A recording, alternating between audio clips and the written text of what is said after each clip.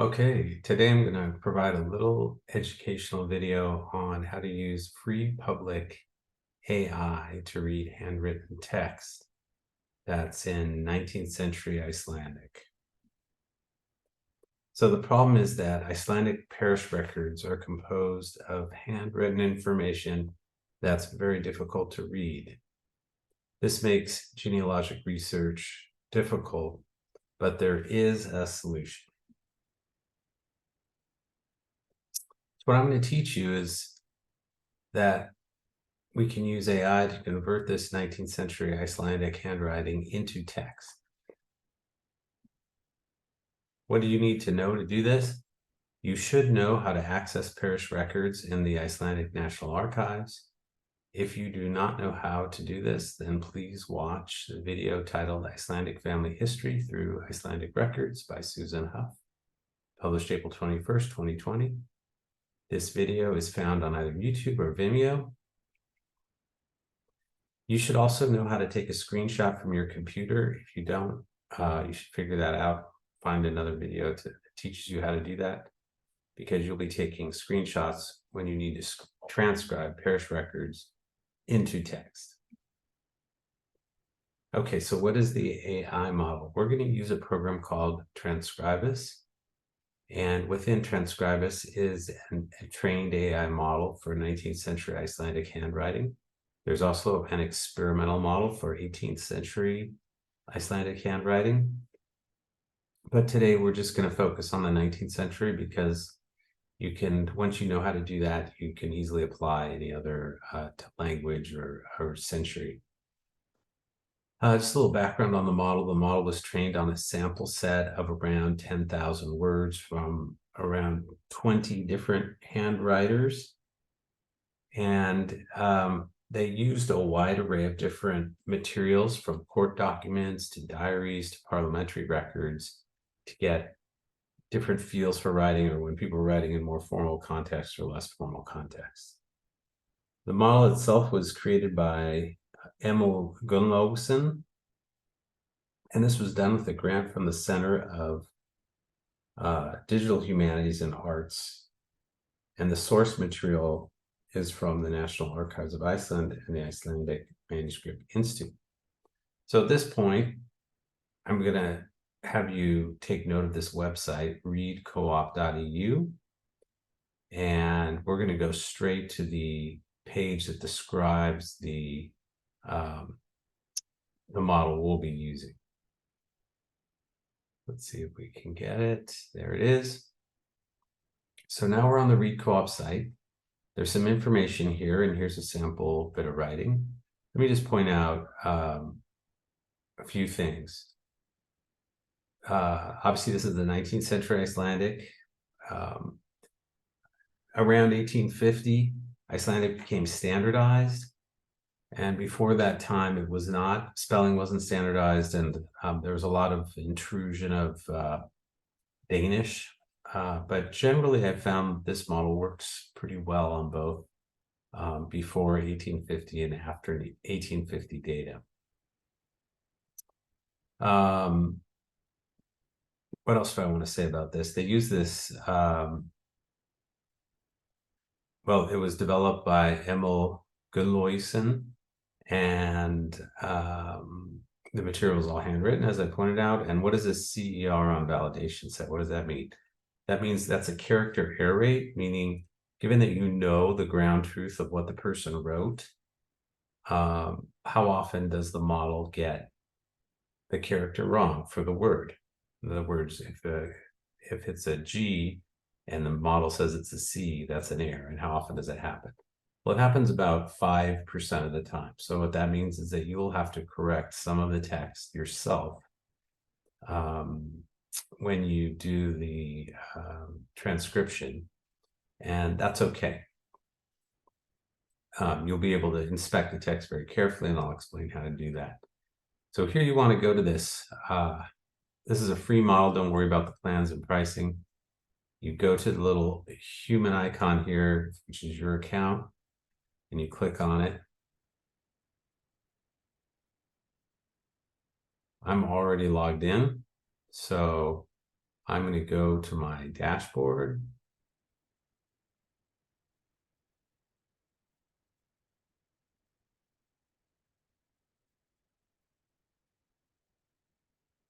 Yep, nothing much happened. I'm going to go to Transkribus.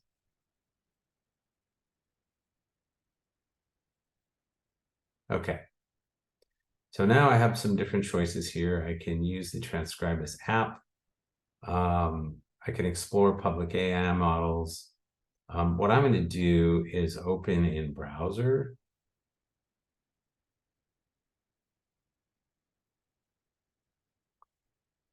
Now it's going to ask me to log in, so you need to create an account. But I'm already logged in, and you can see I have some documents here that I've already uploaded and have been working with. But what I'm going to do is take you from basically step one. You imagine you've already taken a screenshot, and now you are in the process of trying to transcribe the text or trying to understand the text you're reading when you're trying to do genealogical work. So my screenshot sits on my computer. And what I'm going to do is browse my files for it. And I have this file here. Okay, I'm going to change the file name. Oh, that's not the right one. Let's try that again. Let's try this one. Okay, so what I'm uploading is a parish record. I'm going to call it 1 page from the Hof Church in Vapnafjordur.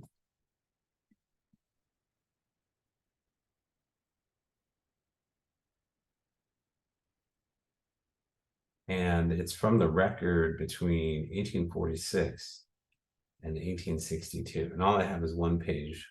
Oops.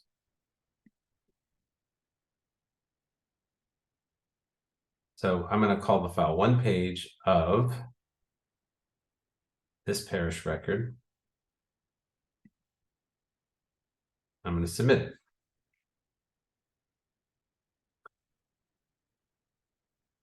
Okay, so now this is a log of everything that's been done on the server for me lately. And right now it's creating the file. So we're just going to wait while it creates the file. Okay, it's finished creating the file, so the status is finished. I'm going to go to this action tab, and now it's there.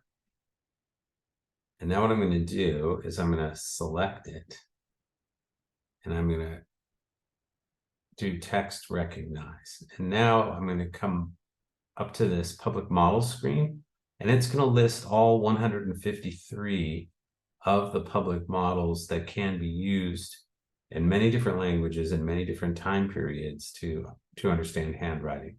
And they're all listed here. But what you want to do is pay attention to the language column and go till you find Ice, because that's Icelandic. And here we have an 18th century model that's under development. I'm not going to use that one because I'm dealing with 19th century handwriting. So I'm going to click on this 19th century. But before I do that, I want to point out a couple of things. You can try to filter by language, whether it's handwritten or printed. I haven't had too good luck with that. So for example, or what century it is, you can limit the century, but there's really only 153 models, so you can scroll through. I find that it's not well indexed, so if I limit by those things, often it takes out the model I'm interested in. So I'm going to stick with just the full list. I'm going to pick 19th century Icelandic here. And then I'm going to do something called start recognition. And now I'm back on my jobs page, and we're waiting for the text recognition to happen. So this first file, I created the document, and now I'm waiting for the text recognition. I can also go to this jobs page here, and it shows that the document is created, but that I don't have any text recognition for it yet. The one page, the file that begins with the name one page. So I'm going to close that. I'm just going to open my full jobs table back again. And here I have the process is still running, so I'm going to wait on that. It may take a minute.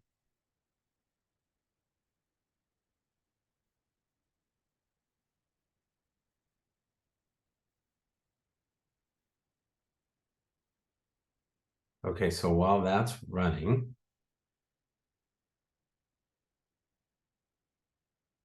I'm going to show you what it will do is it'll complete, and I can go to an earlier version of the same page and show you what it looks like. So here's what it looks like. So the completed product. Here's the page I uploaded. And on our left, we have the actual page. You can see the handwriting is very hard to read. It's mostly names, so that's good. But I can't really read everything, and some of the spellings are funny. And here on my right, I have all the text that was translated for it. Now, what I'm dealing with most parish records are tables, and this will not produce table, but what it will produce, you can point to the text you're interested in, and it will highlight it. So you can see here, I've highlighted I'm pointing to the top line of text on the left page, and it has a translation that's grayed out there in the second to top text on the right. And if I go to this one on the right, I see it's at the very top. And then if I want to look up some of these other words, like what does this say?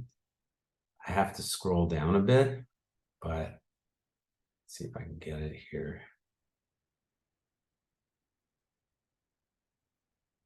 Okay, so here it is. So I'm scrolling down on the right to get to the text. And here's some language saying not something. I don't know what he's saying, Icky, something. You'll notice a couple things about the text. One is that some of the Icelandic characters do come across. So the O's with the accent and U's with the accent, as well as the letter that combines the A and the E. But you'll also know that the ev does not come through. It just comes through as a D. So you'll have to modify that. You'll notice that the thorn does come through. So I can pretty much focus on any word and just try to adjust the text to where I'm looking. And here's a word which is in a 19th century spelling, which is also difficult, but at least I have it there. And this is what was spelled out. And here's another word that was spelled out, etc. And I may have to adjust characters here and there, but I can then home in on the particular sentences that were hard for me to read when I was going through the record. And for example, this one is easy to read, Agnes Sigurdsdottir. So if I go down here, I should be able to find Agnes somewhere.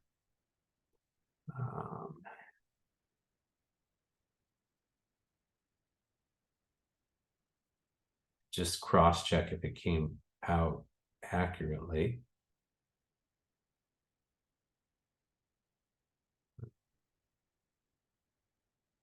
Okay, there's Herman. Still not. Oh, there. Okay. Okay, so there's Asmunder. And there. So she's down at the bottom, and you can see her name. It accurately wrote her name.